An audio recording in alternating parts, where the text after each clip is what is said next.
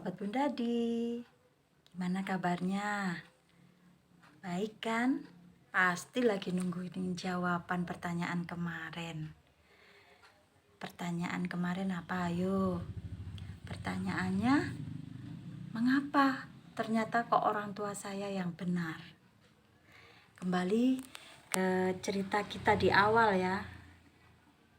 Si Veda. Waktu itu kan Veda dilarang nih sama orang tuanya, dinasehati maksudnya, agar jangan berteman dengan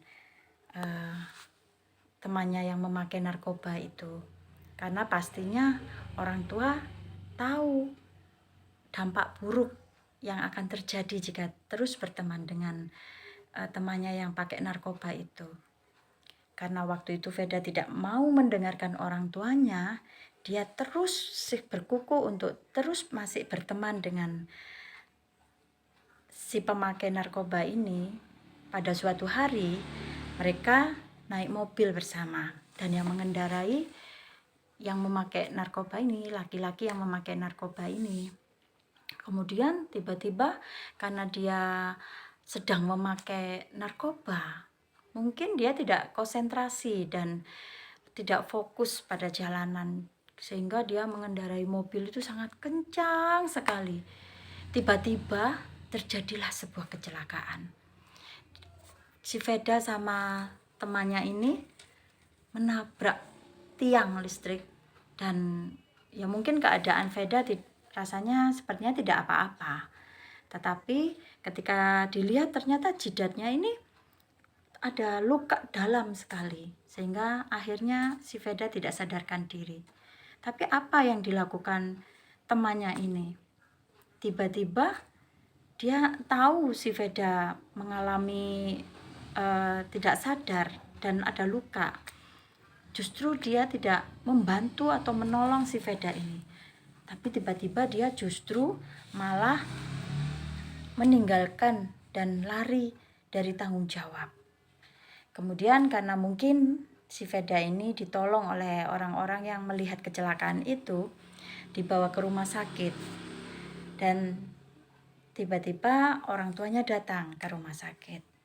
Ketika datang ke rumah sakit, si Veda ini mungkin merasakan ternyata benar apa yang dikatakan orang tuanya mengenai temannya yang si narkoba ini. Karena apa? Baru dia sadar, seandainya saya dulu mendengarkan orang tua saya, mungkin saya tidak akan mengalami hal seperti ini.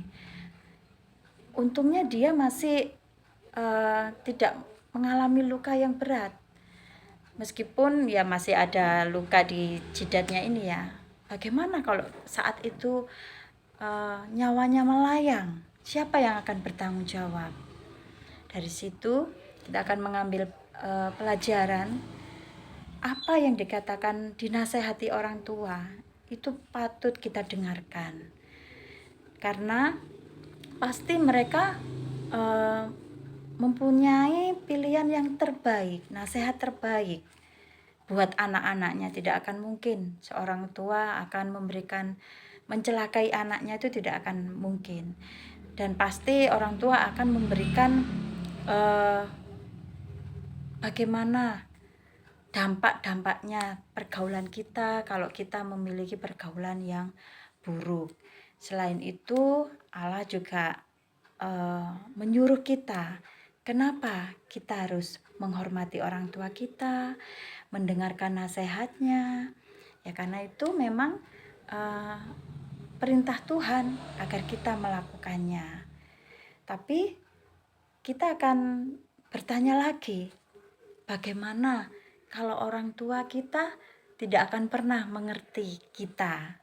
Tentunya mungkin ada batasan-batasan dari orang tua yang akhirnya membuat anak ini, orang tua ini kok nggak mengerti aku ya? Nah, pertanyaan ini akan kita bahas di pertemuan kita berikutnya. Salam Bundadi.